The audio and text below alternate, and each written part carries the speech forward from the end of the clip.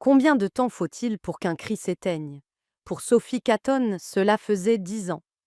10 longues années que le silence avait remplacé l'horreur, laissant derrière lui un vide que même l'inspecteur le plus dévoué ne parvenait pas à combler. L'air nocturne de Pittsburgh était une chape de plomb, saturée non seulement de l'odeur métallique de la pluie imminente, mais aussi de quelque chose de plus primal, de plus sinistre, le cuivre du sang. Des gyrophares rouges et bleus pulsaient en silence contre les murs de briques fissurées d'une rue de banlieue habituellement tranquille, peignant l'obscurité de flashs violents et discordants. L'inspecteur Thomas Tom Callahan sortit de sa voiture banalisée, le poids de son insigne, froid contre sa poitrine, lui semblant plus lourd que d'ordinaire. Il avait côtoyé la mort d'innombrables fois au cours de sa carrière. Il avait vu la cruauté humaine sous ses formes les plus abjectes. Mais rien, absolument rien, n'aurait pu le préparer à ce qu'il attendait à l'intérieur de la résidence Catton. La porte d'entrée pendait lamentablement sur ses gonds, défoncée avec une force brutale qui témoignait de la rage des intrus. Des éclats de verre scintillaient lateuse sur le sol du couloir comme un parterre de larmes gelées. Une photo encadrée de la famille Catton, Andrew, Laura et leurs 2 enfants, gisait brisée près de l'entrée, les visages souriants, désormais fragmentés, distordus par la violence de l'impact. Et dans le salon, sous la lueur blafarde d'une lampe renversée, la scène tournait de la tragédie au cauchemar éveillé. Andrew Catton, un entrepreneur respecté dans la ville, gisait étalé sur le tapis, son sang s'infiltrant lentement dans les fibres épaisses sous lui. Le corps de Laura fut retrouvé près des escaliers, un bras tendu, comme si elle avait tenté, dans un dernier effort désespéré, d'atteindre une aide qui ne viendrait jamais. Leur fils adolescent, Michael, était affalé contre la table basse, ses yeux encore grands ouverts, figés dans une expression de terreur absolue. Tous les trois étaient partis, mais il y en avait une de plus. Tom suivit un son si faible, si ténu, qu'il aurait pu être confondu avec le sifflement du vent dans une conduite cassée.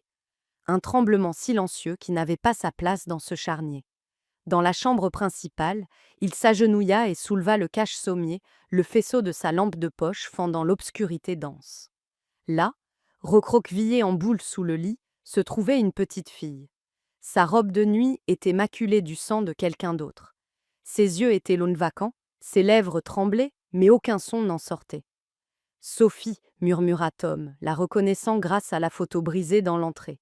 « C'est bon, tu es en sécurité maintenant. » Mais elle ne bougea pas. Elle ne pleura pas. Elle ne dit pas un mot.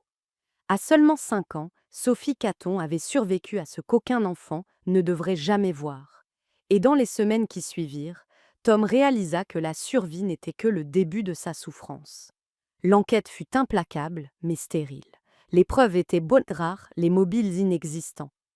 Il y avait des signes d'effraction évidents, mais rien n'avait été volé. Andrew n'avait pas d'ennemi connu, du moins aucun qui figurait dans les registres.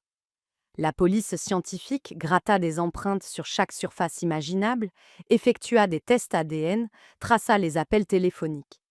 Rien ne correspondait. Les pistes s'asséchèrent, les unes après les autres, jusqu'à ce que l'affaire, comme tant d'autres avant elle, soit discrètement classée comme non résolue. Tom haïssait ce mot. Il résonnait dans son esprit chaque fois qu'il voyait Sophie, assise dans la salle d'attente stérile des services de protection de l'enfance.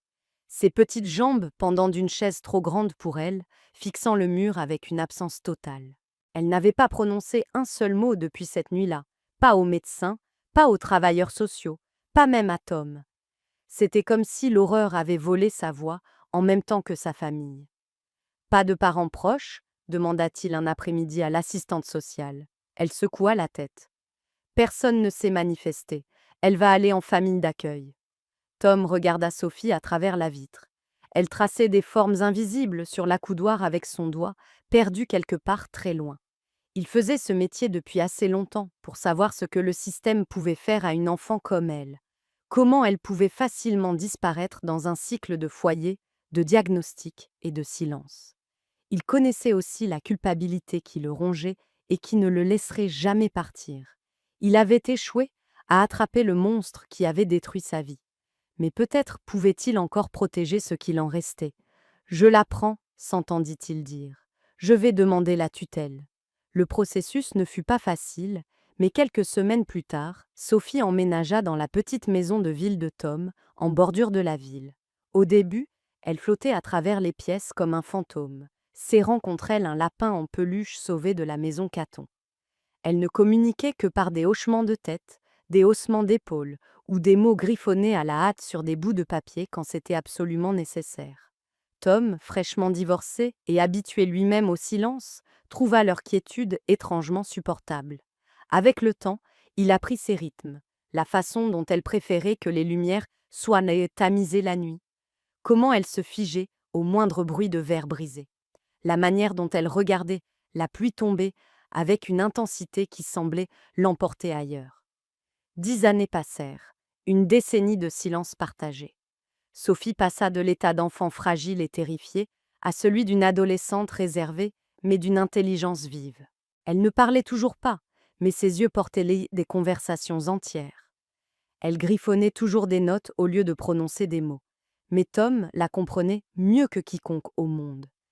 Et chaque soir, après qu'elle soit allée se coucher, il s'asseyait à la table de la cuisine, les dossiers de l'affaire classés étalés devant lui. Photos, rapports, diagrammes, les mêmes questions sans réponse qu'il fixait depuis une décennie. Qui pouvait commettre un acte aussi sauvage? Et surtout, pourquoi laisser un seul témoin en vie? Quelque part, un tueur respirait toujours le même air, marchait dans les mêmes rues, et Tom Callahan, désormais plus père qu'inspecteur, avait juré qu'il ne laisserait pas ce monstre rester un fantôme pour toujours. La pluie venait juste de commencer à tomber, douce et régulière, traçant des lignes argentées sur la fenêtre de la cuisine, lorsque Tom posa la boîte sur la table. Elle était simple, en bois, usée au coin, remplie de pinceaux, de crayons et de tubes de peinture de toutes les couleurs. Pour toi, dit-il en la faisant glisser vers Sophie. Elle avait 15 ans maintenant. Ses cheveux étaient lattes plus longs, son silence plus profond. Elle jeta un bref coup d'œil à la boîte, puis retourna à son livre, n'offrant rien de plus qu'un léger hochement de tête en guise de remerciement. Les semaines passèrent, et le cadeau prit la poussière dans un coin de sa chambre, intact. Tom essaya de ne pas être déçu. Il se disait que la guérison ne pouvait être précipitée. Peut-être qu'un jour, elle l'atteindrait quand elle serait prête. Ce fut par un après-midi gris de fin octobre qu'il l'entendit. Un faible son, rythmé provenant de derrière la porte fermée de la chambre de Sophie. Un léger grattement. Un frottement, comme un murmure contre du papier. Il hésita devant la porte, puis frappa doucement. Aucune réponse. Lentement, il poussa la porte. Sophie était assise en tailleur sur le sol, une feuille de papier devant elle, un pinceau à la main. Pour la première fois en 10 ans, elle peignait. Tom resta là, immobile, craignant que le simple son de sa respiration ne brise ce moment fragile. Le papier était une tempête de mouvements. Des spirales s'entrelaçant, des lignes déchiquetées entrant en collision, des éclaboussures de couleurs sombres saignant dans le gris. Il n'y avait pas de forme, pas d'image claire, seulement le chaos. Pourtant, dans ce chaos, il vit quelque chose d'autre, la douleur. Une douleur pure, non filtrée, qui avait vécu en elle pendant une décennie et qui prenait enfin forme. Quand elle remarqua qu'il l'observait, Sophie se figea, le pinceau suspendu dans les airs. Mais Tom se contenta de sourire doucement. « C'est magnifique, dit-il. » Elle ne répondit pas, mais elle ne s'arrêta pas non plus. Et c'était suffisant. Au cours des semaines suivantes, les peintures se multiplièrent. Chaque soir après l'école, Sophie s'enfermait dans sa chambre et remplissait page après page. Tom n'intervenait jamais.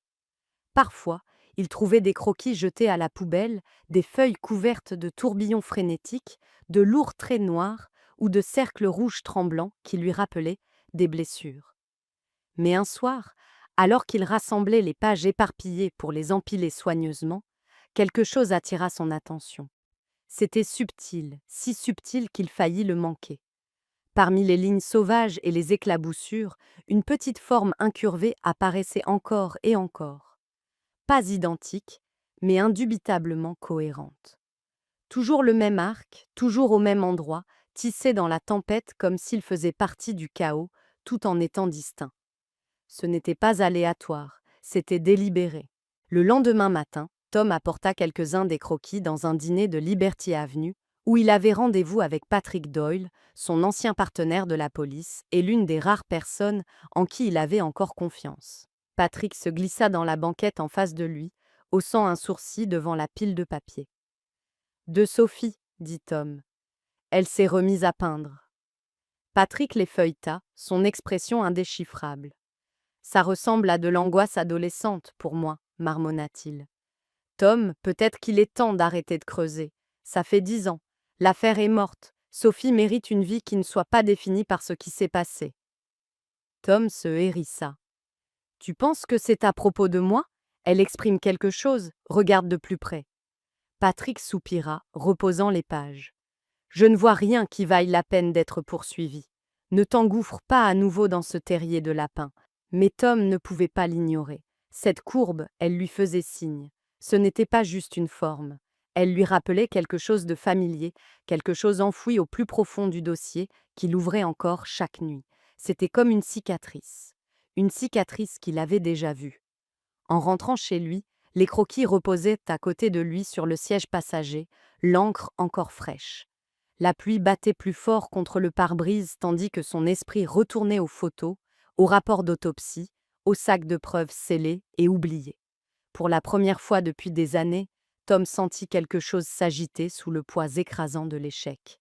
Ce n'était pas une certitude. Ce n'était même pas de l'espoir. C'était plus petit, plus silencieux, comme la faible lueur d'une allumette dans une longue pièce sombre. Peut-être que Sophie ne peignait pas seulement sa douleur. Peut-être, sans s'en rendre compte, peignait-elle la vérité. Les croquis changèrent. Ce qui avait été des tempêtes de chaos informes commença à prendre forme, de manière hésitante mais délibérée. Les coups de pinceau de Sophie devinrent plus assurés, ses lignes plus définies. Des formes émergèrent des tourbillons. Des formes qui portaient des histoires que Tom pouvait sentir mais pas encore comprendre. Une peinture le figea sur place. Une maison. Ses murs peints dans des nuances de noir, si profondes qu'elles semblaient avaler le papier. Autour d'elle, des branches tordues griffaient un ciel gris, nu et squelettique. Et planant au-dessus de tout cela, il y avait une forme. Amorphe, changeante, plus sombre que tout le reste. Une ombre sans visage. Elle ne faisait pas partie de la maison, ni des arbres. Elle était séparée. Elle observait, entourait, consommait. Tom la fixa longuement cette nuit-là. La maison n'était éclairée que par la faible lueur de la lampe de la cuisine. Quelque chose se tordit en lui. Il ne regardait pas seulement une peinture. Il regardait l'esprit de Sophie. Il avait besoin d'aide pour comprendre ce qu'il essayait de dire. Le lendemain matin, Tom prit rendez-vous avec le docteur Evelyn Harper, une psychologue pour enfants, renommée pour son travail avec les survivants de traumatismes. Son cabinet était chaleureux, doté d'un éclairage doux et d'étagères remplies de livres et de jouets destinés à rassurer les enfants. Sophie resta assise en silence pendant la première session, dessinant tranquillement sur ses genoux, tandis qu'Evelyn parlait doucement de tout et de rien. Ses couleurs préférées, le temps qu'il faisait, le matériel d'art qu'elle aimait le plus. À la 3e visite, Sophie avait commencé à tendre ses dessins à Evelyn sans qu'on le lui demande. Evelyn les étudia avec le même sérieux que Tom. « L'ombre, dit-elle finalement, tapotant la plus grande tache de ténèbres sur une page. C'est significatif chez les survivants de traumatisme, en particulier les enfants. Des images récurrentes comme celle-ci représentent souvent la chose qu'ils craignent le plus. Ce n'est pas seulement un souvenir. C'est la façon dont leur esprit personnifie ce qui leur a fait du mal. » Tom fronça les sourcils. « Vous pensez que c'est le tueur ?» Evelyn hocha lentement la tête. « Ou plutôt, la version de leur esprit. Cette ombre n'est pas aléatoire. Elle l'observe, l'entoure, menace de l'effacer. Cela me dit que Sophie ne se souvient pas seulement de quelque chose. Elle croit que c'est toujours là, dehors. » Les mots frappèrent Tom comme un coup, menace de l'effacer. Il avait passé des années à se dire que Sophie avait eu de la chance d'être en vie. Mais si Evelyn avait raison, Sophie ne se voyait pas comme chanceuse. Elle se voyait comme une affaire non terminée. Plus Sophie avait de séances, plus ses dessins évoluaient. La maison restait, tout comme les arbres nus, Mais l'ombre devenait plus grande, plus audacieuse. Elle étendait sa forme plus près de la maison, ses bords saignant dans chaque coin du papier. Et lors d'une session, Sophie griffonna une phrase en dessous, en lettres irrégulières. Il revient. Tom sentit un frisson lui parcourir l'échine quand Evelyne lui montra la page. Ce n'est pas seulement de la peur, dit-elle doucement. C'est une conviction. Quelque part au fond d'elle, Sophie pense qu'elle est toujours une cible. À partir de ce jour, Tom se lança dans la construction d'une forteresse autour d'elle. Il installa de nouvelles serrures, renforça les fenêtres. Il ajusta son horaire de travail pour pouvoir la conduire lui-même à l'école et la ramener. Il la raccompagnait jusqu'à la porte lorsqu'elle rencontrait des amis, vérifiait chaque recoin de la maison avant d'aller se coucher. Il voulait qu'elle voie, de toutes les petites manières possibles, qu'elle était en sécurité. Mais les dessins ne s'arrêtèrent pas.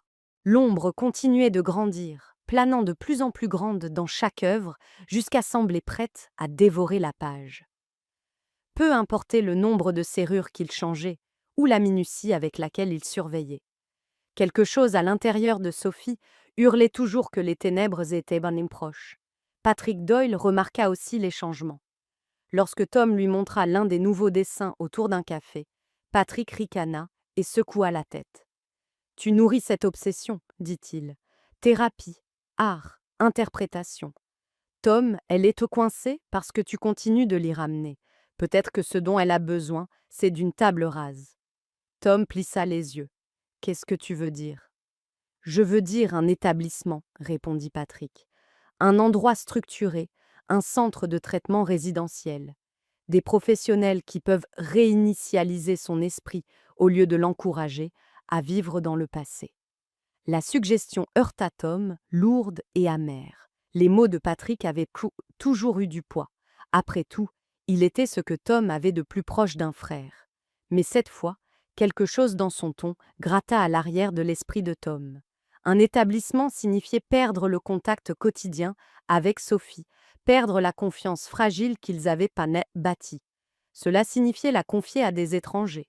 « J'y réfléchirai, mentit Tom, pliant le papier et le glissant dans sa veste. Mais alors qu'il rentrait chez lui cette nuit-là, les mots de Patrick résonnaient plus fort qu'il ne l'aurait voulu.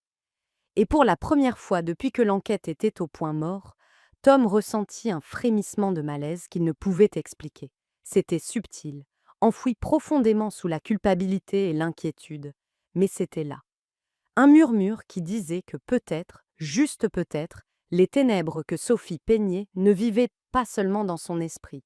Ce fut Evelyne qui suggéra la première que Tom rejoigne Sophie dans ses dessins.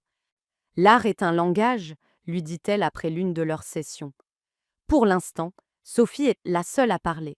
Mais si vous dessinez avec elle, vous lui dites qu'elle n'est pas seule à l'intérieur de ces ténèbres. Vous partagez le poids. Tom n'était pas sûr d'avoir quoi que ce soit qui vaille la peine d'être mis sur papier. Mais un soir, il installa 2 feuilles côte à côte sur la table de la salle à manger. Sophie observait en silence de l'autre côté de la table, son crayon planant avec incertitude au-dessus de la page. « Je ne suis pas très doué pour ça, » admit Tom en débouchant un marqueur noir. « Mais peut-être que ça n'a pas besoin d'être bon. » Pendant un long moment, il n'y eut que le grattement du crayon et le doux bourdonnement de la pluie contre les fenêtres. Tom ne réfléchit pas trop à ce qu'il dessinait. Il laissa simplement sa main bouger. Quand il s'arrêta enfin, il regarda ce qui avait pris forme. Un vide béant, un énorme cercle noir aspirant tout en lui, un trou noir. Ce n'était ni élégant, ni subtil. C'était la peur qu'il portait depuis des années. La peur d'échouer à protéger Sophie, la peur de ne jamais trouver la personne qui avait détruit sa vie. Sophie se pencha en avant, étudiant le dessin. Ses yeux firent la navette entre le trou noir et le visage de Tom, comme si elle essayait de lire ce qu'il voulait dire. Puis, sans un mot, elle prit un crayon de couleur et ajouta quelque chose de son cru. Au centre de la page, juste avant les ténèbres, elle dessina une silhouette. Elle n'était pas détaillée, juste la silhouette d'un homme, se tenant droit, baigné de lumière. Et derrière lui, une silhouette plus petite, accroupie, en sécurité dans son ombre. La posture de l'homme était provocante, inflexible, il retenait les ténèbres. Tom le fixa, la gorge nouée. « C'est moi » demanda-t-il doucement. Sophie ne répondit pas, mais pour la première fois, elle le regarda directement dans les yeux. Et elle hocha la tête. C'était le plus petit des gestes, mais il parlait plus fort que n'importe quel mot. Elle le voyait comme son protecteur. Et à cet instant, Tom jura à nouveau, comme il l'avait fait la nuit où il l'avait trouvée, qu'il n'arrêterait jamais de la protéger. Au cours des semaines suivantes, Patrick commença à se montrer plus souvent, parfois à l'improviste, parfois avec une excuse aussi mince que « je passais juste dans le coin ». Il apportait à Sophie de petits cadeaux, des carnets de croquis, des écouteurs, des billets de cinéma. Il plaisantait avec elle, la poussait à sourire et proposa même de l'emmener à des expositions d'art à travers la ville. « Elle a besoin de choses normales, Tom », dit Patrick un après-midi, alors qu'il se tenait ri dans la cuisine. « Elle a 15 ans, elle ne devrait pas passer sa vie à dessiner des monstres dans le noir. » Tom croisa les bras. « Elle est en train de processer. Evelyne dit que ça l'aide. » Patrick haussa les épaules. « Peut-être, mais peut-être que ça la maintient aussi piégée là-dedans. Un changement de décor pourrait lui faire du bien. » Il y avait quelque chose dans la façon dont Patrick le disait, trop impatient, trop insistant, qui déstabilisait Tom. Au début, il se dit qu'il était paranoïaque. Patrick avait toujours été bon avec Sophie, toujours encourageant. Mais dernièrement, sa présence semblait différente. Il s'attardait dans la maison plus longtemps qu'avant. Il posait des questions sur les séances de thérapie, sur les dessins de Sophie, sur ce dont elle se souvenait. Et quand Tom éludait, le sourire facile de Patrick n'atteignait pas tout à fait ses yeux. Un soir, Tom rentra tôt à la maison et trouva Patrick et Sophie assis ensemble à la table, feuilletant ses croquis. Patrick pointait du doigt l'un des dessins de l'ombre, disant quelque chose à voix basse. L'expression de Sophie était vide, distante, le même regard qu'elle avait la nuit où Tom l'avait trouvée sous ce lit.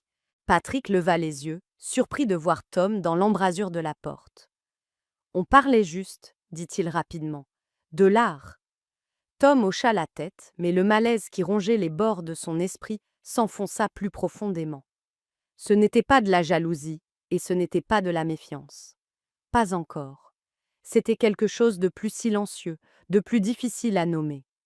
Un sentiment que le sol sous ses pieds bougeait, de manière presque imperceptible, mais suffisamment pour lui faire perdre l'équilibre. Pendant des années, Patrick avait été la seule personne en qui Tom pouvait avoir confiance, sans poser de questions. Mais alors qu'il le regardait rire avec Sophie, cette certitude vacilla. Quelque chose dans l'intérêt de Patrick pour sa guérison semblait trop ciblé, trop stratégique, comme s'il n'essayait pas seulement d'aider, mais d'orienter. Et bien que Tom ne puisse expliquer pourquoi, une voix au fond de lui murmura que quelque chose n'allait pas. La décision de retourner aux archives lui vint tard dans la nuit, bien après que Sophie soit allée se coucher. Tom était assis à la table de la cuisine, le dossier de l'affaire classé ouvert devant lui, comme toujours. Des pages jaunies sur les bords par des années de manipulation. Mais cette fois, quelque chose semblait différent. Peut-être était-ce l'ombre dans le dernier dessin de Sophie, étendant son bras vers quelque chose de petit et rectangulaire. Peut-être était-ce le malaise que les visites de Patrick avaient laissé derrière elle. Quoi qu'il en soit, Tom ne pouvait plus ignorer l'attraction. Les archives de la police étaient logées au sous-sol d'un vieux bâtiment municipal, sur Grant Street. L'air était lourd de poussière et de silence, le genre d'endroit où dorment les histoires oubliées. Tom s'y glissa, avec l'aisance de quelqu'un qui l'avait fait des centaines de fois. Son insigne lui donnait toujours accès, même s'il n'avait pas travaillé sur une affaire depuis des années. Le dossier Catton était là où il avait toujours été, épais, surchargé et désespérément incomplet. Tom étala son contenu sur une table en métal sous la lueur crue d'un unique néon. Photos de la scène de crime, rapports d'autopsie, registres des preuves. Il les avait tous mémorisés. Mais ce soir, il se força à les voir comme si c'était la première fois. Et c'est alors qu'il le remarqua. Une petite note dans le registre des preuves qu'il avait parcouru 100 fois, mais jamais vraiment lu. Article 17, étui à cigarette en argent gravé des initiales AK, trouvé près du corps de la victime. Tom se figea. Andrew Catton ne fumait pas. Il l'avait confirmé il y a des années. Pas de cendrier dans la maison, pas de mégots dans les poubelles, pas de traces de nicotine sur ses effets personnels. Alors pourquoi y avait-il un étui à cigarette à côté de son corps? Et plus important encore, pourquoi personne ne s'était-il jamais posé la question? Il parcourut à nouveau les photos, son pouce accélérant. Le voilà. Dans l'une des prises de vue d'angle, un éclat d'argent près de la main tendue d'Andrew. Il zooma avec l'appareil photo de son téléphone. La gravure était faible, mais visible. Ah, Kay. Cela aurait pu être celui d'Andrew, pensa Tom. Un cadeau, un souvenir. Mais ça ne collait pas. Andrew avait été méticuleux sur les apparences, presque obsessionnel. S'il ne fumait pas, il ne porterait pas d'étui à cigarette, ce qui signifiait que quelqu'un d'autre l'avait apporté dans cette pièce. Quelqu'un qui voulait qu'il soit là ou qui l'avait oublié dans la précipitation. L'image des dessins de Sophie lui revint en flash, le bras de l'ombre étendu, tenant un petit objet rectangulaire qui brillait dans le noir. À l'époque, il l'avait écarté comme un détail insignifiant. Maintenant, cela ressemblait à un aveu caché dans la peinture. Si l'ombre tenait l'étui à cigarette et que l'étui avait été laissé près du corps d'Andrew, alors Sophie l'avait vu. Ce qui signifiait que l'ombre, qui qu'elle soit, avait été dans sa chambre. Pas seulement après les meurtres, mais après qu'elle se soit cachée. L'estomac de Tom se retourna. Si le tueur avait été assez proche pour laisser tomber cet étui, il avait été assez proche pour la voir, assez proche pour la tuer. Mais il ne l'avait pas fait. Pourquoi? Il n'avait pas de réponse. Mais la question ne le laissa pas dormir. À l'aube, il appela Patrick. « Retrouve-moi chez Hollis. C'est important, » dit Tom, la voix tendue. Patrick semblait groggy, mais accepta. Ils se retrouvèrent dans une banquette au fond, de la vapeur s'élevant de tasses de café intactes. Tom fit glisser la photo imprimée de l'étui, à cigarette, sur la table. « Tu te souviens de ça ?» demanda-t-il. Patrick plissa les yeux. « À peine. Probablement rien. Peut-être à Andrew. » « Il ne fumait pas, » répliqua Tom. La mâchoire de Patrick se contracta. « Et alors? Peut-être qu'un invité l'a laissé. » Tom se pencha en avant. Alors pourquoi était-il à côté de son corps? Patrick soupira lourdement et repoussa la photo. « Tom, tu chasses encore les fantômes. Ça fait 10 ans. Tu veux vraiment retourner dans ce trou? » « Ce n'est pas rien, » insista Tom. « Sophie l'a dessiné, Patrick. Ça veut dire qu'elle l'a vu. » Patrick resta immobile une fraction de seconde, si brève que Tom faillit la manquer. Quelque chose vacilla sur son visage. Pas de la surprise, pas de la curiosité. Quelque chose de plus proche de l'inconfort. Puis, ce fut parti, remplacé par un sourire facile et exercé. « Tu dois laisser tomber ça, » dit-il. « Pour son bien, pour le tien. Ne déterre pas le passé si tu n'es pas prêt pour ce qui y est enterré. » Tom le dévisagea, le malaise lui picotant la nuque. Patrick avait toujours été calme sous la pression, mais c'était différent, c'était défensif. Et pour la première fois en 10 ans, Tom sentit quelque chose bouger en lui. Ce n'était pas une preuve. Ce n'était même pas un indice. Mais alors qu'il retournait à sa voiture, la question le suivit comme une ombre. Pourquoi Patrick avait-il l'air si mal à l'aise à propos d'un étui à cigarette en argent? Le premier signe que quelque chose n'allait pas arriva un mardi matin, juste après le lever du soleil. Tom arriva à son petit bureau, café à la main, prêt à passer une autre journée sans sommeil, à éplucher de vieilles preuves. Il tendit la main vers le dossier qui contenait les croquis de Sophie, ceux qu'il étudiait nuit après nuit, et se figea. Il était parti. Il retourna la pièce, vérifiant les tiroirs, les armoires, le sol sous son bureau. Rien. Le dossier, étiqueté, daté et verrouillé la veille encore, avait disparu sans laisser de traces. Son cœur battait à tout rompre tandis qu'il refaisait ses pas. Il ne l'avait pas ramené à la maison, Sophie n'y avait pas touché, et personne d'autre n'avait accès à ce bureau, du moins personne qui était censé y avoir accès. Avant qu'il ne puisse comprendre, son téléphone sonna. « Inspecteur Callahan !» La voix à l'autre bout était sèche, officielle. « Ici les affaires internes. Nous avons besoin que vous veniez immédiatement. » 2 heures plus tard, Tom était assis sous les lumières froides et fluorescentes d'une salle d'interrogatoire. Le décor familier, maintenant retournée contre lui. De l'autre côté de la table, une jeune enquêtrice fit glisser un document imprimé vers lui. Une plainte formelle, dit-elle, anonyme. Elle allègue que vous avez exploité votre fille adoptive à des fins d'enquête, que vous utilisez son traumatisme pour poursuivre une vieille affaire qu'on vous a ordonné de laisser tomber. Les mains de Tom se serrèrent en tampon. C'est ridicule. Vraiment? Insista-t-elle. Nous avons des rapports indiquant que vous lui montrez des photos de scènes de crime, que vous l'encouragez à se souvenir de détails, que vous utilisez même ses dessins comme de prétendues preuves. Ce sont ses dessins, rétorqua Tom. C'est sa façon de communiquer. Je ne l'ai forcé à rien. L'enquêtrice ne scia pas. Jusqu'à ce que nous tirions cela au clair, vous êtes suspendu de tout accès actif au dossier du département. Et encore une chose, les services de protection de l'enfance ont été informés. Les mots lui coupèrent le souffle. La protection de l'enfance. Ils décideront si vous restez apte à être son tuteur pendant que ceci est en cours d'examen. Tom sortit du bâtiment en titubant 1 heure plus tard, la ville tournant autour de lui. C'était comme si le sol avait été arraché sous ses pieds. Comment tout avait-il pu basculer si vite? Il avait passé une décennie à protéger Sophie, à consacrer sa vie, à la garder en sécurité. Et maintenant, en une seule matinée, quelqu'un essayait de la lui arracher. 3 jours plus tard, ils vinrent. 2 travailleuses sociales de la protection de l'enfance et un officier en uniforme, se tenant sur son porche avec une pile de papier et des yeux désolés. « Monsieur Callahan, dit doucement la femme, nous avons une ordonnance du tribunal pour une garde protectrice d'urgence. Sophie sera placée en famille d'accueil temporaire pendant que nous menons une enquête. » Sophie se tenait derrière Tom, agrippant la manche de sa veste. Ses yeux étaient grands ouverts, confus. Elle ne parlait pas, mais le tremblement de sa petite main disait tout. « Vous ne pouvez pas faire ça, murmura Tom, sa voix se brisant. C'est ma fille. Je suis désolée, dit la travailleuse sociale. Et ce furent les derniers mots qu'il entendit avant que Sophie ne soit conduite dehors, sa silhouette disparaissant sur la banquette arrière d'une voiture du comté.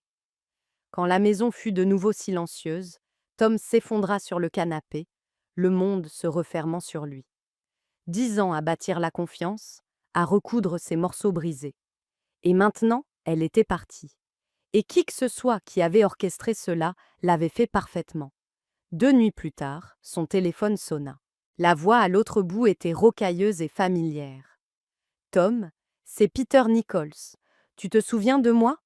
Le vieux garde des archives. » Le cœur de Tom manqua un battement. « Peter, qu'y a-t-il ? J'ai pensé que tu devrais savoir. J'ai vu quelqu'un quitter la salle des archives tard dans la nuit, la veille où tu as signalé ce dossier manquant. Il n'a pas signé le registre. Il n'avait rien à faire là. » Il hésita. C'était Patrick Doyle. Tom serra le téléphone plus fort. « Tu es sûr ? » « Aussi sûr que je le suis de quoi que ce soit de nos jours, » dit Peter. « Et il y a plus. Il a laissé tomber quelque chose. Ça a dû glisser de son manteau. Je l'ai trouvé près de la porte. » Tom entendit un bruissement à l'autre bout. Puis, la voix de Peter à nouveau. « C'est un bouton de manchette, en argent, avec la lettre K gravée dessus. » Le monde sembla basculer. Un bouton de manchette marqué d'un K. L'initiale d'Andrew Catton. Une pièce à conviction qui n'avait rien à faire près de Patrick Doyle. Tom regarda dans l'obscurité de son salon vide, son pouls rugissant à ses oreilles. Le dossier de preuve disparut. La plainte anonyme. Sophie, emmenée. Et maintenant, ça. Ce n'était plus de la paranoïa. Ce n'était pas une coïncidence. Quelqu'un resserrait un nœud coulant autour de sa vie, de l'intérieur. Et ce quelqu'un était Patrick. Il était juste midi passé lorsque le téléphone de Tom sonna. Il n'avait pas eu de nouvelles du docteur Evelyn Harper depuis que Sophie avait été emmenée, et son cœur bondit quand il vit son nom sur l'écran. « Tom, dit-elle, son ton urgent, vous devez venir ici. Sophie a dessiné quelque chose aujourd'hui. Je pense que vous devriez le voir. » Tom ne perdit pas une seconde. Il conduisit à travers le crachin régulier qui pendait sur Pittsburgh comme un linceul gris, ses pensées filant plus vite que la voiture. Cela faisait des jours que la protection de l'enfance avait retiré Sophie de son foyer, et chaque minute sans elle ressemblait à une version évidée du temps. L'appel d'Evelyn ouvrait une porte qu'il n'était pas sûr d'être prêt à franchir. Quand il arriva au centre de traumatologie, Evelyn l'accueillit dans le couloir, tenant un carnet de croquis serré contre sa poitrine. Elle dessine presque non-stop, dit doucement Evelyn. Et aujourd'hui, quelque chose a changé. Elle le conduisit à son bureau et posa le carnet sur le bureau. Le souffle de Tom se coupa à la seconde où il vit la page. C'était un SUV noir, grossièrement dessiné, mais sans équivoque. Les lignes étaient à naine vive, urgentes, comme si la main de Sophie avait bougé plus vite que son esprit ne pouvait suivre. À l'arrière, une plaque d'immatriculation. Floue, incomplète, mais 3 caractères étaient donc clairs. 7. Le pouls de Tom s'accéléra. 77. Ce n'était pas n'importe quel nombre. C'était une partie du numéro de plaque du véhicule de Patrick Doyle. Le même SUV qu'il conduisait depuis des années. Tom l'avait vu garé dans l'allée de Patrick, l'avait suivi dans d'innombrables rues lors d'appels nocturnes. La vue de ces 2 chiffres dans le dessin de Sophie le frappa comme un coup à la poitrine. Elle se souvient de quelque chose, dit Evelyn, le regardant attentivement. Quelque chose d'important. Les mains de Tom tremblaient alors qu'il tournait à la page suivante. Cette fois, le dessin était bien plus détaillé. Ce n'était pas un objet, c'était un visage. Des lignes dures, colériques, gravées profondément dans le papier. Les traits d'un homme déformé par la rage. Le détail le plus frappant était la cicatrice. Une ligne déchiquetée courant en diagonale sur sa joue. Mais ce n'était pas Patrick, c'était Andrew Caton. Tom fronça les sourcils, confus. Ça, c'est son père. Oui, dit Evelyn. Et cette cicatrice, elle n'était sur aucune des photos de la scène de crime, n'est-ce pas? Non, murmura Tom. Elle n'y était pas, ce qui signifiait que Sophie n'avait pas dessiné Andrew de mémoire de son corps. Elle l'avait dessiné vivant. Une prise de conscience s'insinua lentement, comme de l'eau s'infiltrant sous une porte. Sophie avait vu ce moment. Elle ne s'était pas seulement cachée sous le lit, terrifiée. Elle avait été témoin de quelque chose. Peut-être avait-elle vu la lutte, peut-être avait-elle regardé son père se battre pour sa vie. Et si Andrew avait été en vie quand Sophie l'avait vu, alors quelqu'un avait été dans cette pièce avec lui, quelqu'un qui lui avait fait cette cicatrice. Le souffle de Tom se coinça dans sa gorge alors que les pièces du puzzle, longtemps éparpillées, commencèrent à s'emboîter. Andrew Caton avait été impliqué dans quelque chose d'illégal. Tom l'avait soupçonné il y a des années, blanchiment d'argent, corruption. Patrick, son ami le plus proche et partenaire en affaires, le savait aussi. Mais Andrew avait essayé de se retirer, peut-être même de coopérer avec la police. Cela aurait mis Patrick en danger, et Patrick avait toujours été un homme qui savait comment se protéger. Tom ferma les yeux, son esprit reconstruisant le cauchemar que Sophie avait dû voir. Patrick, furieux et désespéré, confrontant Andrew. Une bagarre éclatant. Un coup, aigu, lourd, coupant la joue d'Andrew. Et puis, le meurtre, rapide, impitoyable. Les pièces continuaient de tomber en place, chacune plus sombre que la précédente. Laura Caton et son fils avaient dû entrer pendant ou juste après le meurtre. Ils avaient vu quelque chose qu'ils n'auraient donogo pas dû, et Patrick, qui était déjà allé trop loin, n'avait eu d'autre choix que de les réduire au silence. Eux aussi. Et Sophie, la petite Sophie, cachée sous le lit, avait été là pendant tout ce temps. Le tueur avait traversé cette pièce. Peut-être avait-il même regardé sous le lit et pensé qu'elle était morte, trop traumatisée pour bouger. Peut-être ne l'avait-il pas vue du tout. Mais, pour une raison que Tom ne pouvait pas sonder, Patrick l'avait laissée en vie. Tom regarda les dessins étalés sur le bureau d'Evelyn, le SUV, la cicatrice, le regard de rage gravé sur le visage d'Andrew. Les souvenirs de Sophie n'étaient pas seulement un traumatisme, ils étaient un témoignage.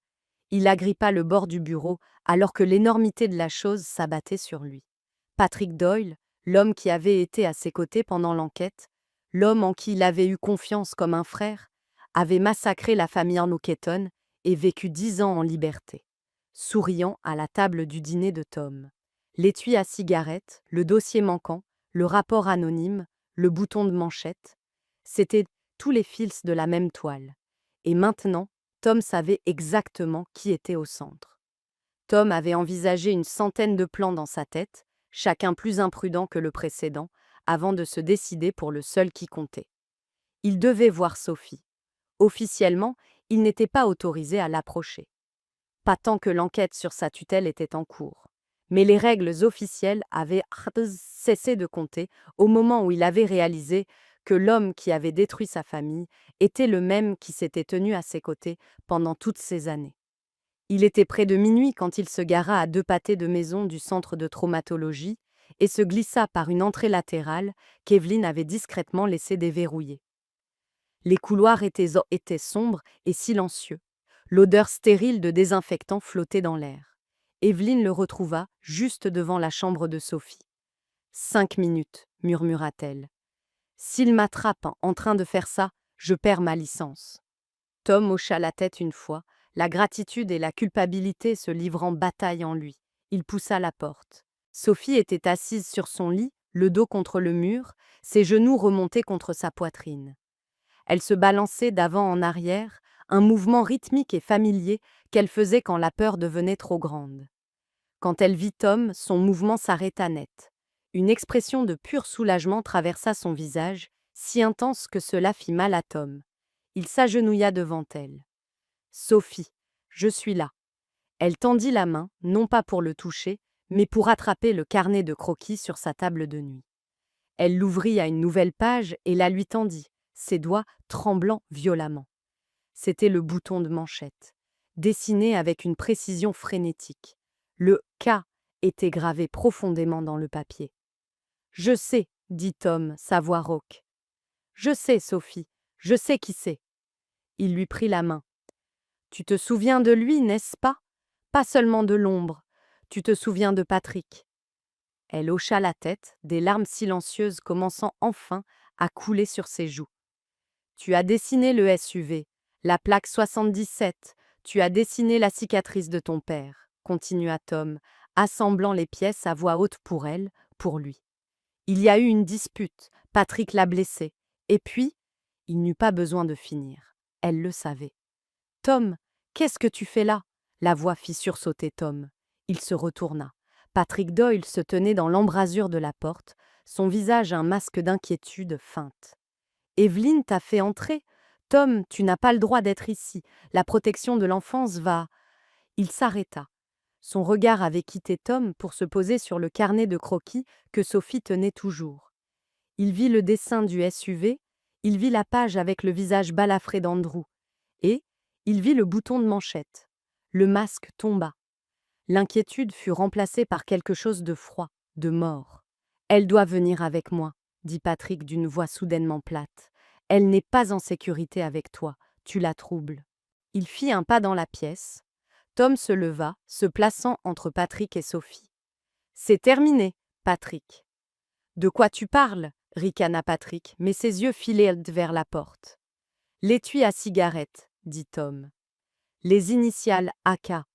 Andrew ne fumait pas, mais tu fumais à l'époque, tu l'as laissé tomber. » Le visage de Patrick se contracta. « Et le bouton de manchette, » poursuivit Tom, sa voix gagnant en force. « Peter Nichols t'a vu dans les archives, tu l'as laissé tomber en volant mes dossiers, le dossier de Sophie. »« Tu es fou, » siffla Patrick, faisant un autre pas. « Tu as tout inventé. »« Et la cicatrice ?» demanda Tom. « Elle l'a vue, elle t'a vu le faire. C'est pour ça que tu voulais la faire interner. Ce n'était pas pour l'aider, c'était pour la faire taire, pour de bon. » Patrick ne répondit pas. Il se jeta en avant. Ce ne fut pas un combat long ou cinématographique. Ce fut brutal, désespéré. Deux hommes qui avaient été frères, maintenant mus par la rage et la vérité. Tom bloqua le premier coup, mais Patrick le frappa au ventre, lui coupant le souffle. Tom s'écrasa contre le mur, faisant tomber un plateau médical. Patrick se tourna vers Sophie qui était figée de terreur sur le lit. « Viens ici, Sophie. On s'en va. » Il tendit la main pour l'attraper. « Non !» Le mot déchira l'air, rauque, inutilisé, mais incroyablement puissant. Patrick se figea, choqué. Tom, le souffle court, leva les yeux. Sophie se tenait debout sur le lit, ses yeux n'étant plus vides, mais flamboyants d'une fureur vieille de 10 ans. Tu ne me toucheras plus, dit-elle, sa voix tremblante mais claire. L'hésitation de Patrick fut tout ce dont Tom avait besoin. Il se lança en avant, plaquant Patrick au sol juste au moment où la porte de la chambre s'ouvrit en grand, révélant deux officiers en uniforme, armes dégainées, suivis par Evelyne.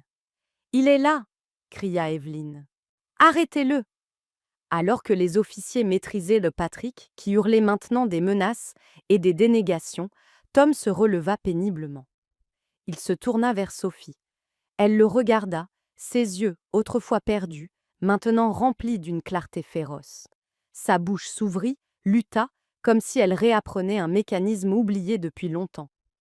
Un son s'échappa, un murmure qui prit de l'ampleur. « Papa !» Le mot flotta dans la pièce stérile, plus puissant que n'importe quel coup de feu, plus définitif que n'importe quelle sirène. C'était la fin du silence. C'était le début de tout le reste.